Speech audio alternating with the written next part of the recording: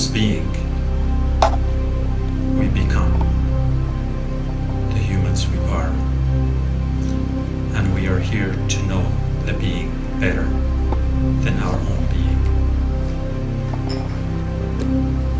The wonderful introduction that Mr. Zabosh gave is connecting the soul of today with the soul of last week. And I have been asked several times about the title, the Fractals, where it comes from. Just a short story in the sense that from the day the Quranic Forum decided that we will have 2 presentations, I was wondering how much anything different I could say, that my talk will not be a mere repetition of what Mr. Zabosh had said. And my wonderings were answered through a calling. I got onto the freeway, a huge SUV pulled right in front of me, and the license plate said, "In Qismat." As a linguist, my etymological wanderings took off, and I was trying to analyze this word Qismat, and I figured the N means no, that the person probably didn't believe in this. And so I went through all the analysis that perhaps Qismat comes from the word taqsim, division, fraction, and therefore if you don't believe in the fraction, how could we believe in the total? So a few days later, when I had to go to the DMV to get a sticker for my own license, I noticed that my license read Aksar in Arabic, which means most, many, the majority. And I said, oh, how interesting. So the Aksar, or the more numbers, related to the first one. And I thought, coincidentally, that I was stuck between 2 license plates. And by the time I went to the window to get the sticker for my license plate, the lady said, "Where is your license plate?" And I said, "I'm here for the sticker." She said, no, you have to turn in your license plate. We will give you a new one. Interestingly enough, that's my car in the parking lot with the old license plate, now with the new license plate. Identity crisis for my car, yes. Well, to go back to the etymology, is that Qismat is from Taqsim, as I explained, and Aksar comes from the numbers, and the numbers were related, and that took me to the concept of fractals. In metaphysics and modern sciences, it's believed that everything in creation, from the microcosmic that we cannot see, to the smallest things that we can see, such as snowflakes, to the entire cosmic world, are all made with such a symmetry, with such perfection, that we do not pay attention. What appears to be a chaos has an order, and that order goes to spiritual geometry as well. That's where the fractals come in. But we are moving from the physical to my interpretation of that in the context of what we are going to be discussing today, is that when the totality of the oneness of being illumined into existence, it must have encoded the blueprint of individuality in our spiritual DNA, reflecting the fractured, mirrored reality itself. Much difference between the being and our being? Probably not, except by convention. We are supposed to keep the space between the two. This image that you all can see is God. God comes from nothingness. We come from nothingness. Everything that has an existence must have had a non-existence before we could justify its existence. And synchronicity resonates the same word. At least they sound alike. So Adam, Adam, Adam.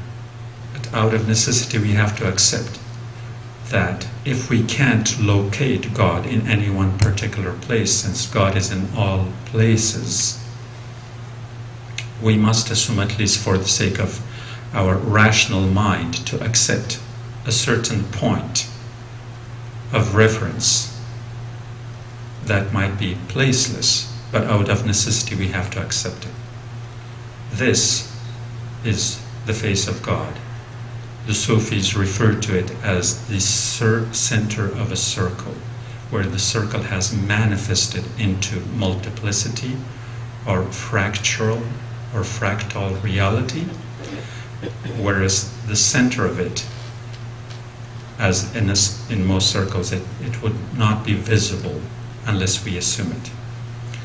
And in the Arabic original script for numbers, this is also the sign of zero, nothingness or no-thingness. This is the sign for one. These are two numbers that form the binary code for mysticism, 0 and 1. And coincidentally, it also forms the binary code for modern sciences, computer language. In other words, we have not learned anything but that we were nothing, 0, and that there was one, the divine, and we are part of that one. So between the 0 and 1, we are connected not only by saying it, but scientists have proven it in their own charts. Therefore, the myth and the math are not too far apart. You know those signs from your mathematics class from the elementary school, perhaps? First is negative, subtraction, or negation, created as creato ex nihilo, from the nothingness of Adam, which is nothingness, or more scientific terms could be used as black hole, dark matter, which constitutes more than 99% of the entire spaceness of the cosmic reality, is still in the Adam. And so we, Islamically speaking, express our nothingness as a matter of faith. A person who becomes Muslim, the first word they use is La ilaha illallah. There is nothing. In other words, we have to have a clean slate before you even bother to perceive the divine within it. So the negation, negative, comes before positive. And then we go to the positive, which is created from the negative into existence, so we become positive. The third one is the created into a multiplicity, and the last one created into a fractal reality in the oneness of being. If you consider that as an outline, here we move from the unity representing the divine being, the nucleus of the nucleus of the nucleus of all existence before there was an existence, and we come to a plurality in the positive signs. That unity is the collective of identifiable pluralities.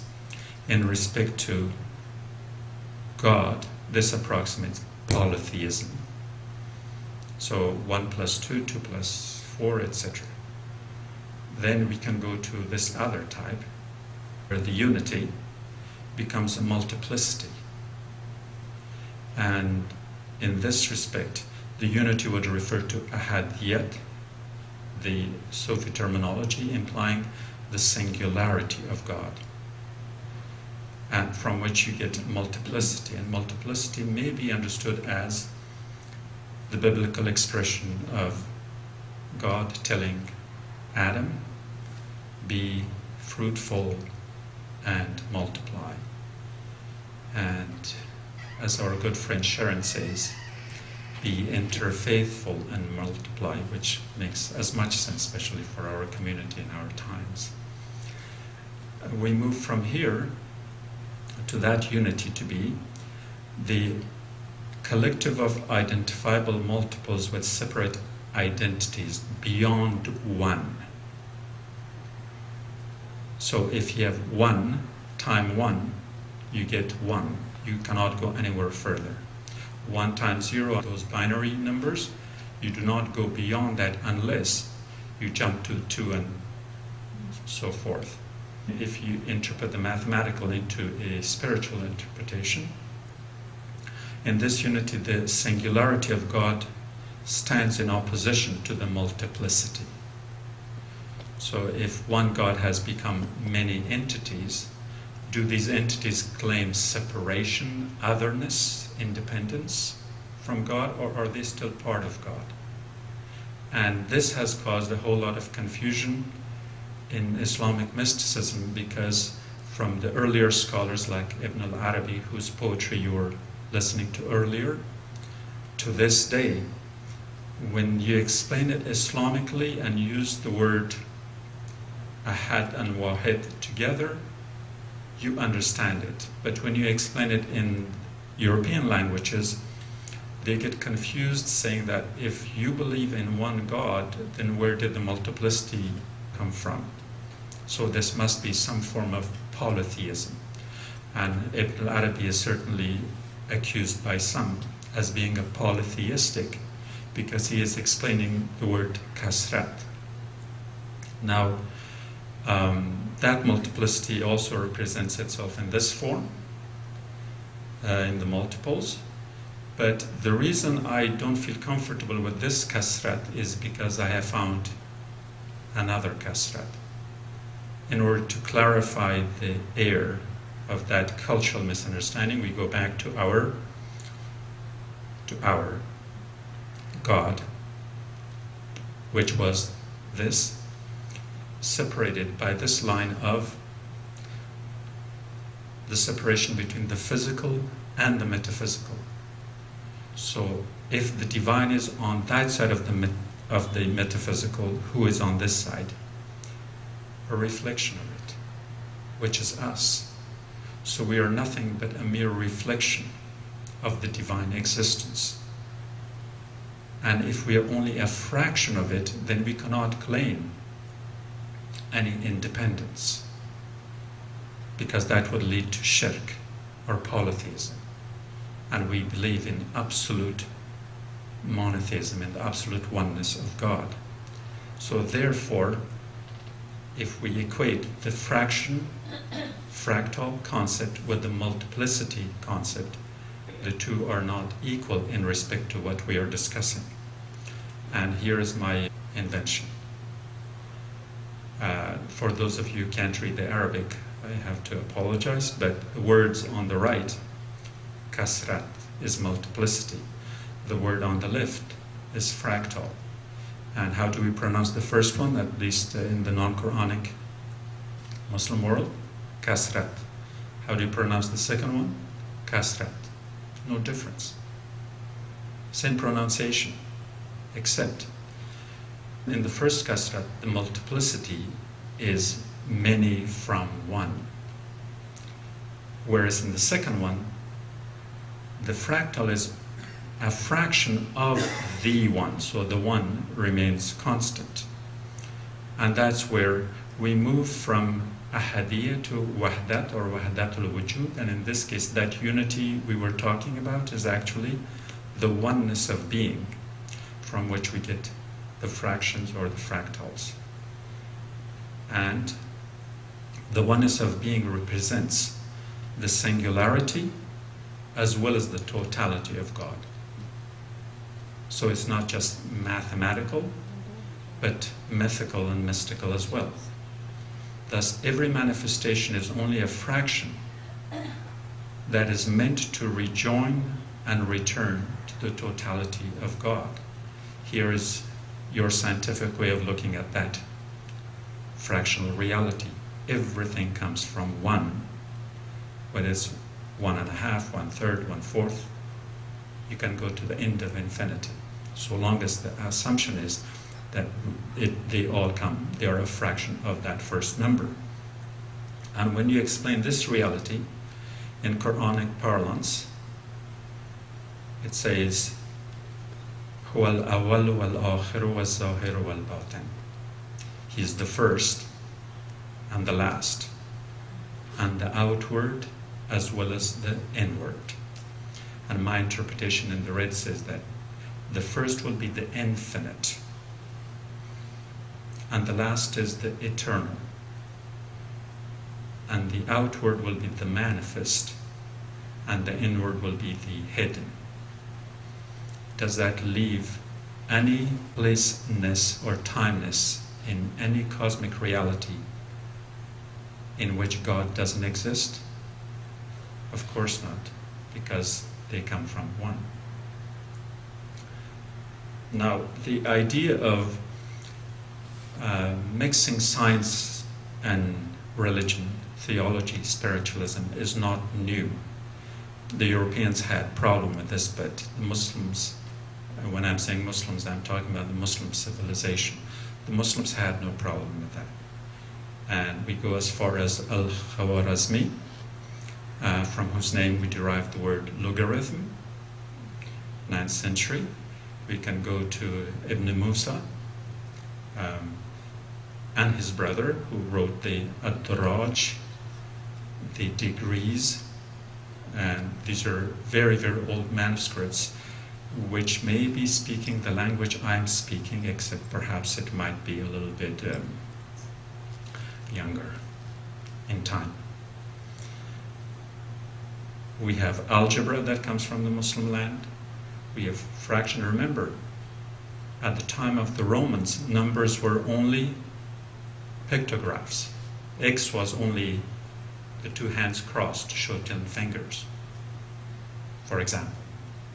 That was a different multiplicity.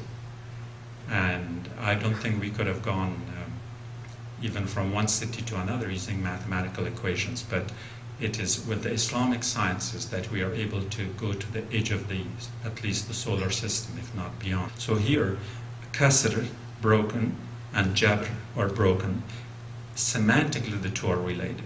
So algebra is not different from fractions, not only in mathematical practice, but also in the way we understand it. And so therefore, the algebraic fraction, when we apply the mystical concept to it, is that the x is the unknowable known, the divine, and y is, we're asking. What do we ask for? That which we do not know. So that is the y, looking for the knowable. That's when we equate the myth and the math. Probably only in this hall. If we make such a claim outside, think some of us, or at least I, will be accused of some kind of insanity. But the mysticism of that is not just a mist in schism, but the ability to bring the sciences back. One of the problems I see with Western sciences is the over-dissection of sciences, the over-expertise. We have cut them, dissect them, divided them, separated them so much that we do not understand the totality. That's where quantum mechanics and quantum sciences now come to bring everything that they spent several centuries dividing, they want to put it back together. So in this case, if we look at the oneness, we could also look at it from an Islamic perspective, that the Muslims were immersed in the concept of the oneness of God. In science, in math, in philosophy, they didn't leave everything to religion. Even in arts and architecture. How many lines do you see? That is God. That is one single line. But when you look at it, you see multiple squares, triangles, and all that. But no, they're all, we can't say interconnected, because inter implies there is more than one. It's an extensive connected line. Its singularity appears as plurality. Now, Muslims certainly didn't have the monopoly on thinking about numbers below one. We are talking about fractions. From the same land that Muhammad bin Musa came the Egyptian hieroglyphs. A better image here. So you can see that the Egyptians too, in this image that's called the Eye of Horus, has 1/2, 1/4, 1/8, 1/16, 1/32, and 1/64, etc., etc. So fractions did exist. And not just the Egyptians, the Hindus and the Buddhists. So the symbol on the head of the child are actually two fraction signs crisscrossed. And that's what forms the swastika. That Buddhist pilgrims often wear a cloth like this, which to the casual eye might appear only as a decoration. But those are prayers. The prayers that symbolizes the togetherness of the opposites. Anything in it looks Islamic? Don't have to go too far from that. So this could be seen as the mandala or the mantra for the Muslims. Quranic verses turn into the exact same form, explaining this reality which we have already talked about. Now, if you look very carefully, are we talking about two different things or one and the same? Here is the mysticism which shows the unity of the opposites in black and white. And here is a different manifestation of divided and together. And here's a word of caution for the next image. Divided and separated through supremacy and racism. Yes, symbols could be misused, and sometimes we even draw a religious belief system into it, where God itself is separated into yours and mine. We could put the three together, that spiritualism, religion, and politics, using same symbols, or we could look at it as an idea, an ideal, an ideology. When the human ego interacts with it, it drags it far away from where it's supposed to be. Or we could have an alternative interpretation. Again, religion, philosophy, and science could be seen as compatible, which is faith, fraction, and figure. The alliteration was coincidental, by the way. Once you look at religion, philosophy, and science walking the same path, then we must ask this next question. That God is far too important to be left for religion alone to ponder over.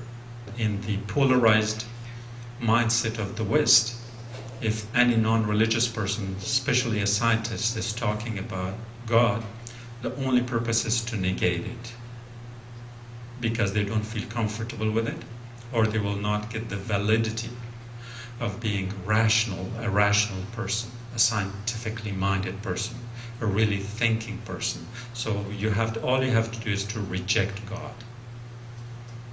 And if you start talking about God, then you have to reject science. In the Muslim civilization, that wasn't the case.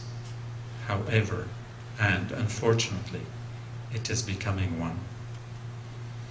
And this is also understood in that way. If we go back to the first image, that God could be a single point of reference, not a point in existence of itself, but a point of reference, then we see that in that totality. And yes, we could even use the visual perception of the Big Bang, that in the beginning there perhaps was a point zero. Then the Quran says, wa ilahukum ilahun wahid, la ilaha illa huwa. There's one God. And here the idea is not your God versus my God, but there is one God for all existence, not just all humans. How you accept it, without the ideology and all that, it's okay. And here's a Sufi mantra, wahdahu la ilaha illahu, that is recited and sang by many, comes from the same ayah. And now, if all that is one, where does this concept of the soul and spirit come from? Based on this ayah from the Quran, Surah 17, ayah 85, قُلْ رُوحٌ مِّنْ أَمْرِ رَبِّي. And here the key word is amr, which is to be interpreted not necessarily just as the command of God, but I would interpret it as the creation of God that is not separated from God. If we could use the analogy of the power that lights up the light bulb is independent. The current, the power current, implies current running continuously, non-stop. So the power that is lighting up the light above probably comes from some river in Colorado. But if it's disconnected, there will be no light. So in the mystical thought, Amr is a connected creation, and Khalq is an independent creation. Khalqat muttasil, Khalqat munfasil. So Ruh, the spirit, is a connected creation. And here's another verse for those of you who want to look further into it, that the word Ruh and Amr are used back to back in the same context. Now, remember we started with that 0 point of reference. Then how did we come into a manifestation? And for those of you who can read in Farsi, can you see the disparity between the original and the translation? Yeah, sometimes I become a little too wordy. That God manifests in the form of tajalliyat, mushasha'at, nur al-anwar. There are many, many expressions. When you translate them, it all becomes a word like light. But that is the problem between the languages. So that creation is divine theophanies. In the word theophany, we have the word theo, God, manifested, which is the same as here. Tajalliyat and mushasha'at come into existence as not just nur, but nurul anwar, the light of the light. And if we can coin it in the language of Rumi, we would say the light of the light of the light. So in that manifestation, we could imagine it again visually as something like this. Again, Islamic art, all connected, one line that appears as multiple. So if we can think of God in a non-personal way, in a non-human way, our curious mind doesn't let us imagine God unless imagining it in the form of an image, and often it's the image of the human face. But if we can avoid that, which is not easy to do, and accept God as we say, Allahu Akbar, God is greater than any reality you can perceive, then God is the totality of the entire cosmic existence. And I'm using cosmic because we don't have a vocabulary for anything larger than that. Manifestations, Islamic art, Islamic thought, blending together. If you go to Lakma, you will see this painting. It's not computer work. It spins on its own axis. And here are more manifestations, or more ways to look at it. As when we use in Sufism the concept of khal and khat. And khal will be the beauty spot on the face of the beloved. And khat is usually the hair and tresses of the beloved. That's why Sufi poetry can be interpreted romantically as well as appreciation of the divine. And so here are the khal and the khat together. You can look at the dot as the divine, the circumference as the manifestations. Or you can look at the circumference as the divine, encompassing the totality of all reality. And if we can blend this with, remember the fractal image we had? You get this one. And what do you see in here? The colors are not just for decoration.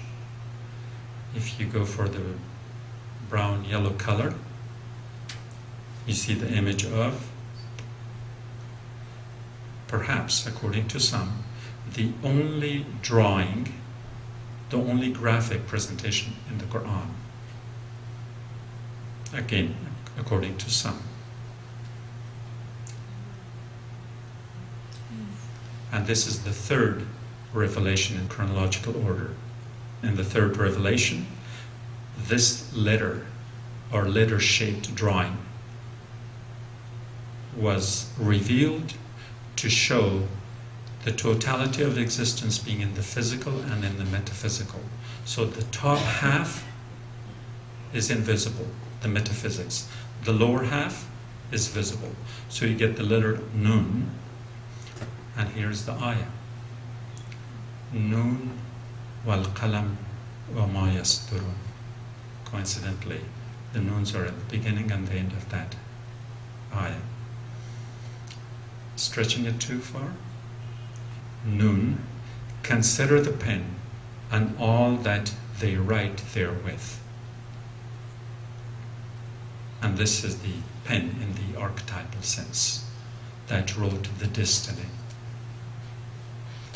If we look at that as the totality of the oneness, then, and we also accept the term for the spirit as being a continual and connected creation of the divine, we go to that same circle. That in the second half, in the physical, two things happen. Now, before we claim that we love God, we must understand that God loves us before that. So when creation came into existence to the fractal reality, the first thing that God said, that separation of a fraction of a fraction of a fraction of a second, or whatever dimension of time you can think, God could not stand that and said, come back. In other words, I already miss you before I have created you. And this is called the farman irja'i, or the command of come back, which was given to us in here. So we come from God as originally spirit, we do become a soul, and our attempt is to go back towards God. And here is where we say, we are from God and we return to God. Inna lillahi wa inna ilayhi raji'un. And the interpretation here should be more appropriate, not that we want to go. We are not in a position to be wanting it. We are pre-programmed. My understanding of the distinction between the soul and the spirit is that in that total circle that goes above the line of the metaphysics and below the line, forming one circle, in that second half, we become quote-unquote humans. And what makes us humans? In respect to the soul and the spirit, when you are teaching your innocent child the first thing, like teaching them how to do things, and the child comes back and says, oh, I can do it myself. I can button my shirt. I can tie my shoes. What is happening there? The beginning of the accountability. So when the child is saying, I can do it, and if they do it, the mother could easily come and say, you did it, or you did it wrong, or you did it right, and judgment, accountability, responsibility, the whole thing begins right there. Once we attain to that accountability and responsibility, we do things that may or may not go with the flow. That flow is the continuum. That is the divine, that is God. And so when we deviate, when we separate, when we make decisions, that's where the stages through which our soul goes accounts for where we stand in terms of getting back to God. I have put the names of the stages of the souls of development, and you can apply the Jungian or the Freudian concept that goes parallel to this. That the first one is the commanding soul, the soul being in charge of you, that's your ego. The second one is the blaming soul, which you have some degree of awareness. Now, when you are blaming, at least you have recognized that something wrong has happened. Whether the blame is justifiable or not is a different story. We go to the resting soul, where you come into a recognition. And the next is the soul satisfied with God. In other words, you accept what God has given you. And then the last one is that when God is satisfied with the soul itself. So their reciprocity in the last stage becomes such where when they say that in the fourth stage, I will do what God likes to. And the underlying assumption is that yes, you will do what God likes to, but what about you yourself? Do you like it for yourself? And so if you have not evolved, if you have not self-actualized, you might do things for God that you may not necessarily like, but you do it either out of piety, social pressure, or whatever. And in the last stage, the two become so one that that which pleases you and that which pleases God is no different.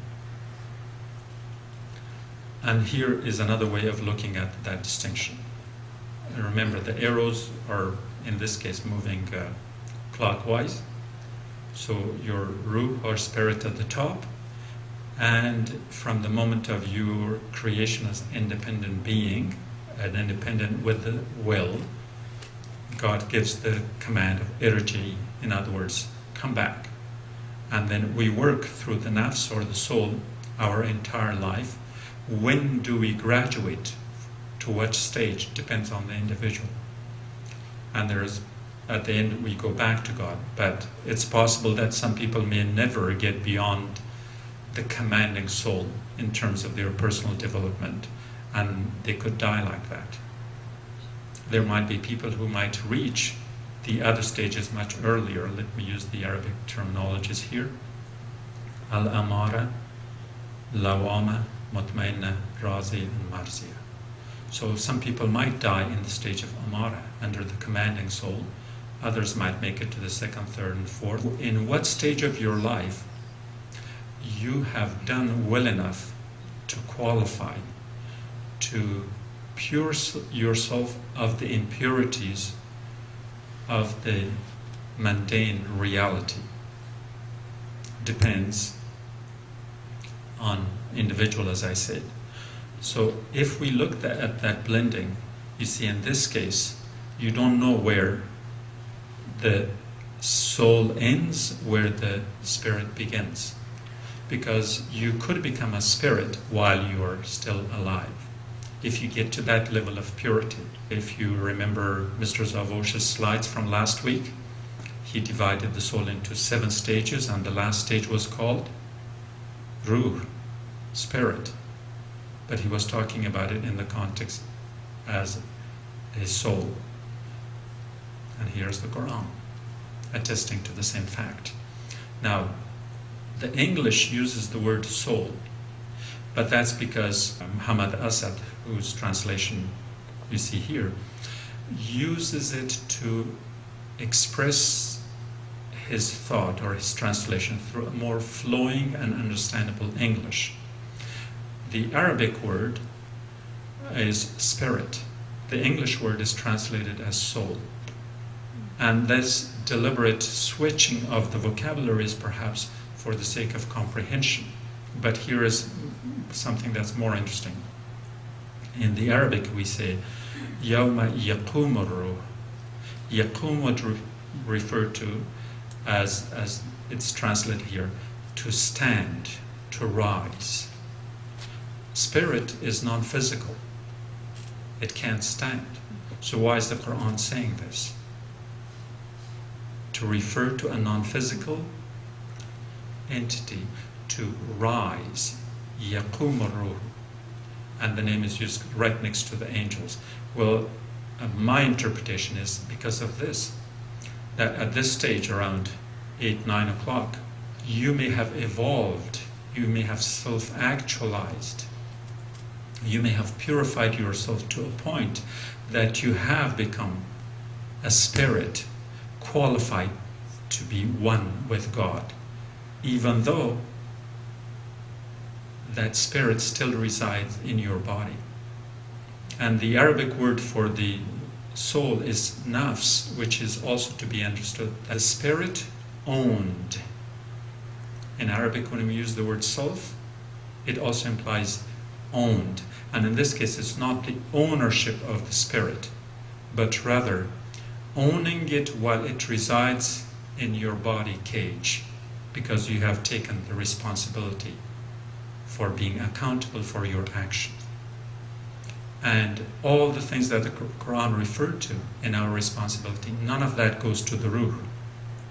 Whether your ruh as a living body, or whether your ruh as an expired body, but a living spirit as forever.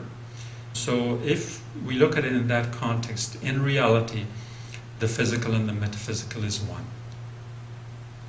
It's all the manifestation of God. And how much of it we perceive depends on how much we know. And it can become distant and smaller and smaller. كل شيء هالك إلا وجهه. At the end,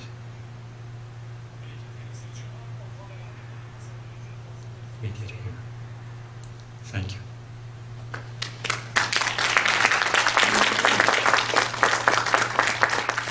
Time for questions? Yes. Well, my question is that the spirituality, the religion, the God, the soul, they're all consistent throughout life. But there was something mentioned about the life and science. Science in any particular time in the history, the snapshot of the science is shown to be not correct. So as we go back to the history, so we cannot compare the science to the religion, because religion is consistent, but science is not. As we go forward, the science discovers more things that denies or proves that it was not correct in the past. How do you justify it? When we are trying to discover or understand the truth of something or the reality of it, we need both sides of our brain here. The heart and the mind, but as well as the left and the right brain. And in that context, the way in this polarized Western mindset, science is put as opposed to religion. We did not have sciences more than 300 years ago. More than 300 years ago, people only talked about philosophy, not about science. The very existence of science is only philosophy's opposition to religion.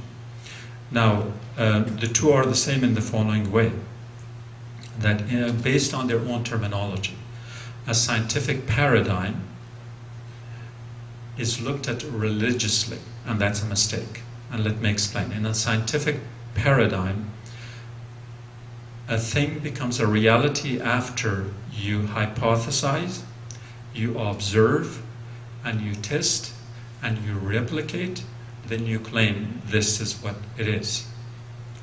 But because all science is based on observation, and all observation is based on the human senses, and all human senses have inabilities, limitations, and restrictions.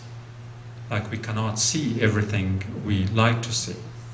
That's why we even use enhancements such as microscopes and telescopes to find X-rays, ultraviolet, etc., etc. So the very reason for which these enhancements were created, they were created to prove that the senses are incapable.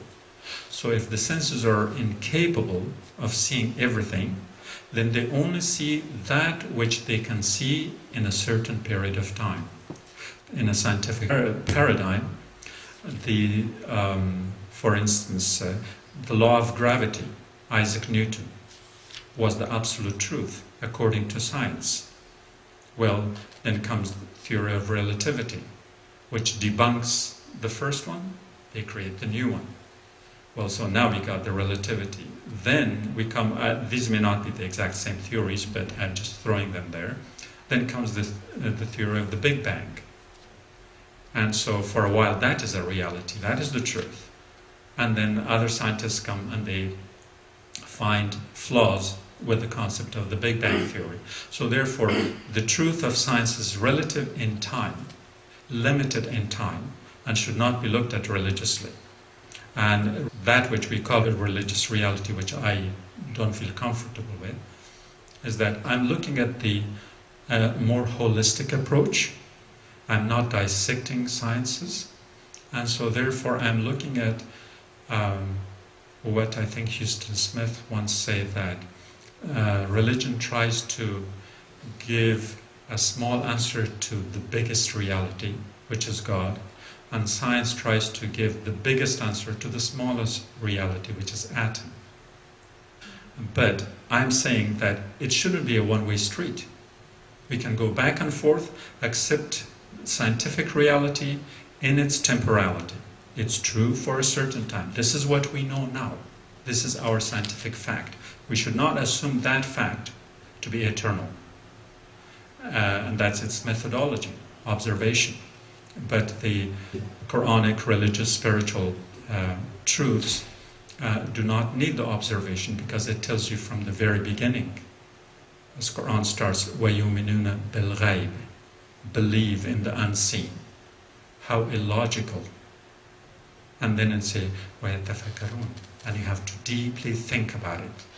Very logical. So Quran balances the two and appeals to both the mind and the heart. And that's how I would balance it. Doctor, in quantum physics, they explain the science that human beings created science, a window, to could look through the window to make a sense of the world. Is that true? I don't want to go too much into the discussion, but I'm thinking that there is one way we can become very Muslim. That is, we should not express animosity and antagonism towards science. This is a European, a Western thing, because they have polarized it. So many Muslims are saying they are using very Christian concepts to oppose science in order to prove Quran. It's totally ridiculous. When we say we have to accept the totality, it should not be from any point of animosity or antagonism. Science is based on reason. Reason is based on rational power, aql. Aql is God Almighty itself. So science is as Quranic as you would like it to be. Yes? Science as well as spirituality, they are all approximations that we are talking about. And I'm glad that your joking humility referred to that, hey, even as a person, who think about spirituality so much throughout his life and present a very impressive expose of many dimensions of spirituality, and you essentially tell us, you say, hey, these are all approximations. And the whole notion is about the struggle.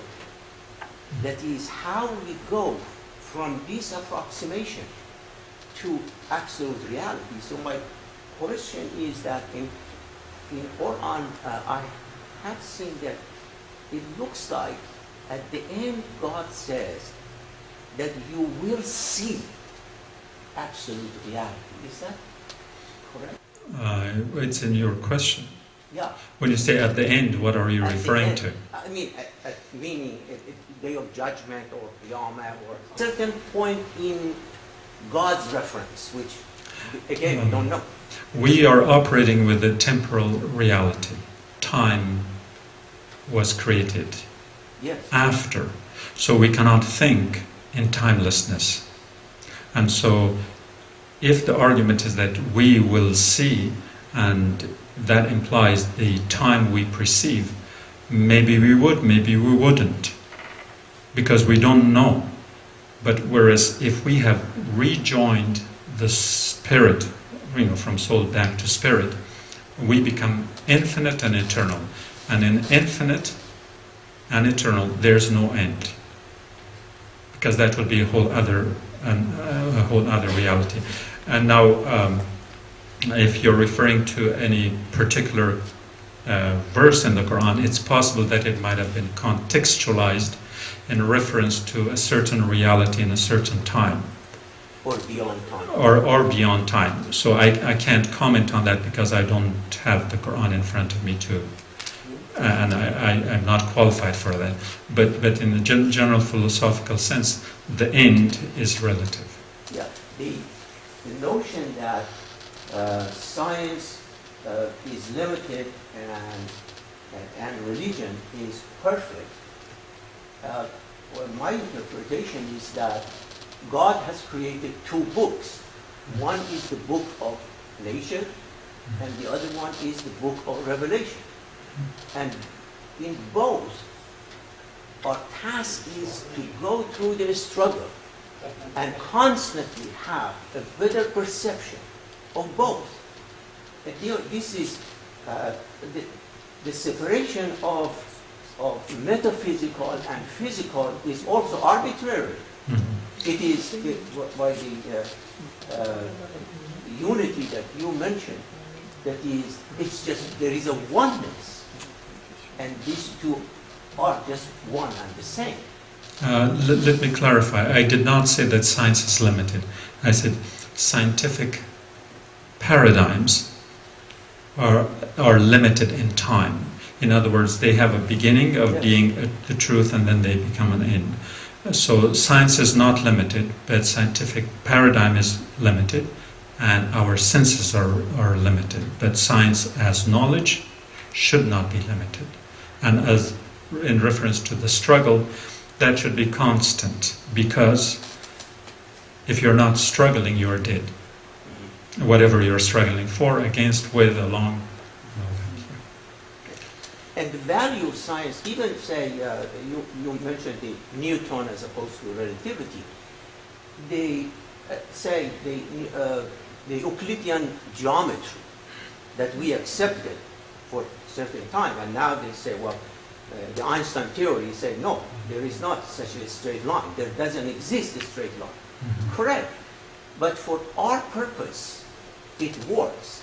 And we know and we can see and experience that there is an evolutionary process that even with the approximated perceptions that we have from reality, we can improve on it. I agree with you, and that's why when we use the word God in reference to any of this discussion, we must always use the word absolute.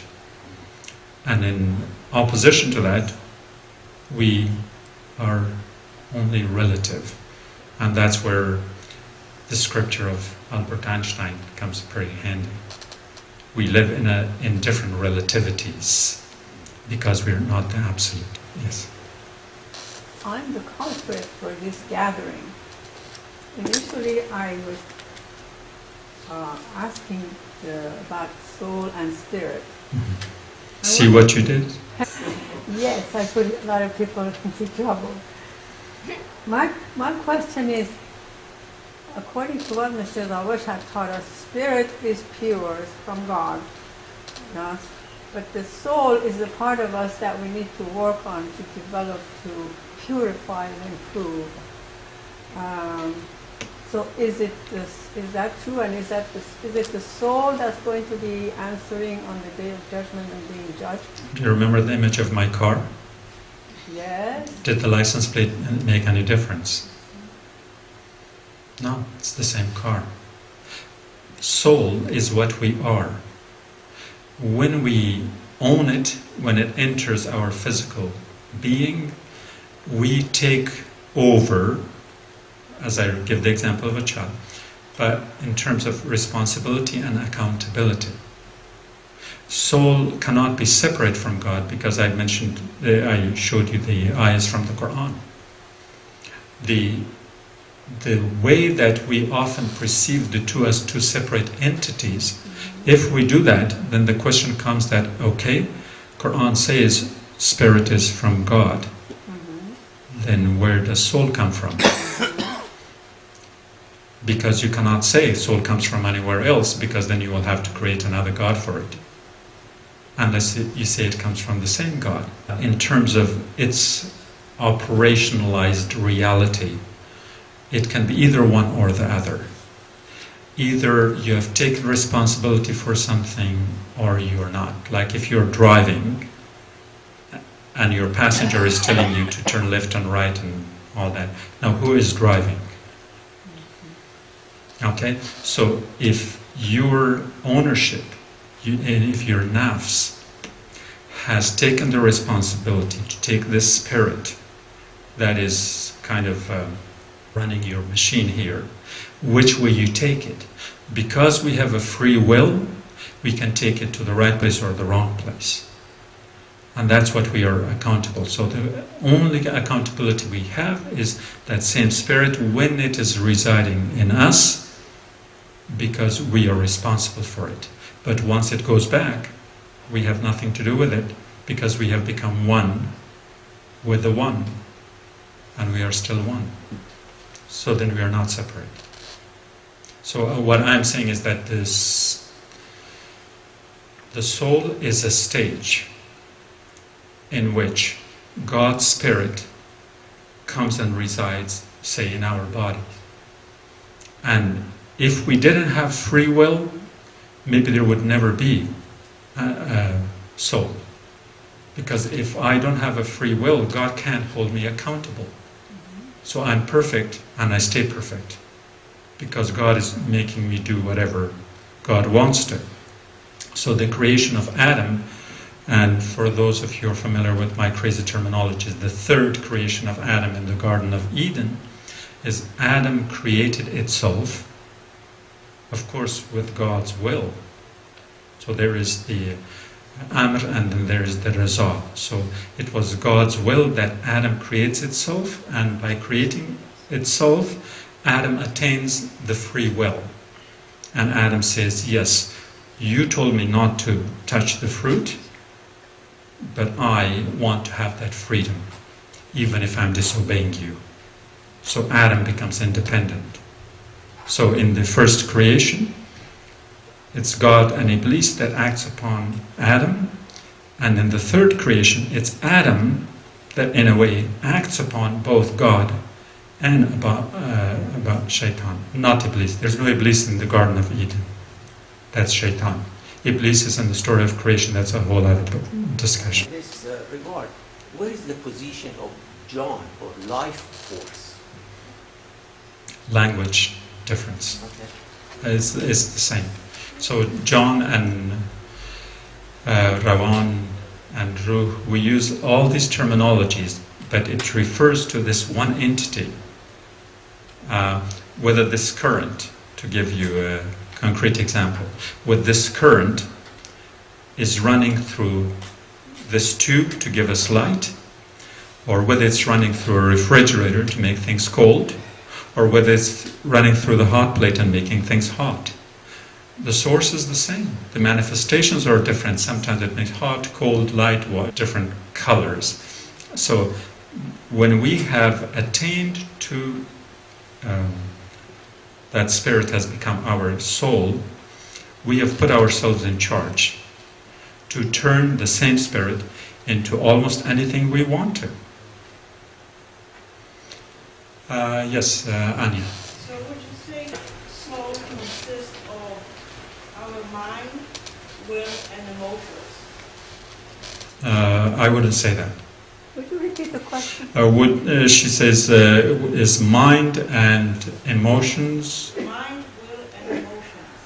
That's what creates soul. Emotion is psychological. So soul would be spiritual.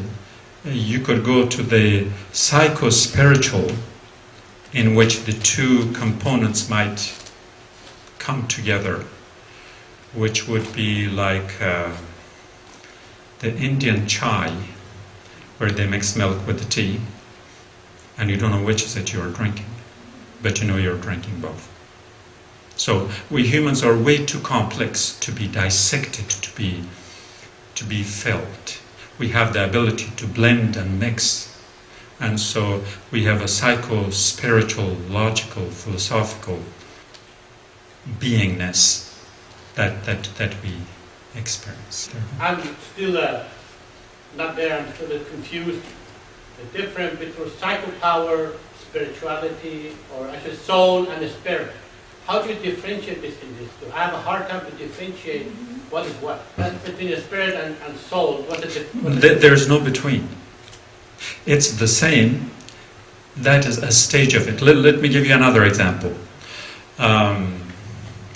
With Jahan, my Jahan not being here, I feel a little